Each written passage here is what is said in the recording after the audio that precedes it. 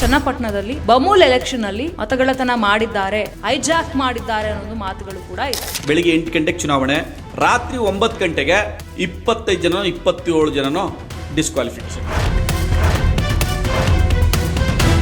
ಮಾನ್ಯ ಲಿಂಗೇಶ್ ಕುಮಾರ್, ನಮ್ಮ ಮಾಜಿ ಲೋಕಸಭಾ ಸದಸ್ಯರಾದ DK ಸುರೇಶ್ ಮತ್ತು DK ಶಿವಕುಮಾರ್ ಸೇರ್ಕೊಂಡು ರಾಮನಗರ ಜಿಲ್ಲೆಯಲ್ಲಿ ಮಾಡಿರ್ತಕ್ಕಂತಹ ದುರಾಡಳಿತಕ್ಕೆ ಮತ್ತೊಂದು ಸಾಕ್ಷಿ.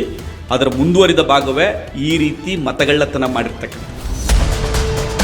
ಮತಗಳ್ಳತನದ ಬಗ್ಗೆ ಮಾತಾಡುವ ಯಾವುದೇ ನೈತಿಕವಾದ ಹಕ್ಕು ವಿರೋಧ ಪಕ್ಷದ ನಾಯಕರಾದ ರಾಹುಲ್ ಗಾಂಧಿ ಅವರಿಗೆ ಇಲ್ಲ.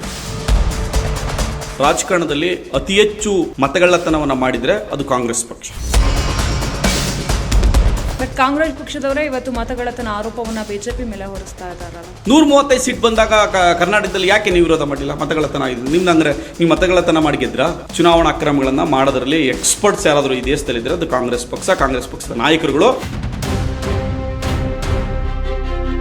ಸಿಎಂ ಸಿದ್ದರಾಮಯ್ಯನವರು ಬಾದಾಮಿ ಕ್ಷೇತ್ರದಲ್ಲಿ ಮತಗಳ್ಳತನವನ್ನ ಮಾಡಿನೇ ಅವರು ಗೆದ್ದಿದ್ದು, ಇಲ್ಲಾಂದ್ರೆ ಗೆಲ್ಲಲಿಕ್ಕೆ ಆಗ್ತಿರ್ಲಿಲ್ಲ ಅನ್ನೋ ಒಂದು ಹೇಳಿಕೆಯನ್ನ ಕೂಡ ಪಾಸ್ ಮಾಡ್ತಾರೆ. ಕಳೆದ ವಿಧಾನಸಭಾ ಚುನಾವಣೆಯಲ್ಲಿ 60 ರಿಂದ 80 ಕ್ಷೇತ್ರಗಳಿಗೆ 5,000 ರೂಪಾಯಿ ಒಂದು ಟೋಕನ್ ಕಾರ್ಡ್ ಕೊಟ್ಟು ಗೆದ್ರಲ್ಲ ನೀವು. ಚುನಾವಣಾ ಅಕ್ರಮ ಅಲ್ವದು?